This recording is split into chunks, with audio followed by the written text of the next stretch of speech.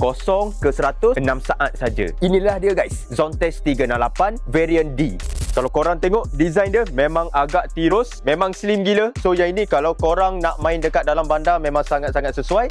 Untuk kegunaan harian pun memang sangat sesuai. Lampu depan dia pakai 4 ketul projector LED. Kalau malam memang terang gila guys. Dengan lampu DRL dia ni slim, memang futuristic habis. Untuk sistem features brake dia pakai ABS depan dan belakang. Caliper dia pakai radial punya, siap ada traction control tau guys. Bukan depan je nampak tirus, belakang dia pun nampak tirus, cukup-cukup tajam. Lampu belakang ni dia ada double line Korang yang jiwa kelajuan tu, motor ni sangat sesuai dengan korang. Sebab apa? Berat dia 165 kg saja digabungkan dengan kapasiti enjin 368cc, mampu menghasilkan 38 horsepower dengan 40 Nm of torque. Padu gila guys. Paparan meter yang sangat futuristic, TFT full color. Dalam ni lengkap dengan semua info. Ada banyak features dalam ni. Korang boleh connect dengan Zontes apps untuk pakai navigation. Motor ni juga dia siap provide dengan auto windshield, boleh naik dan boleh turun. Jalan jauh tak ada masalah. Motor ni ada 3 level grip warmer, tangan korang tak akan kebas.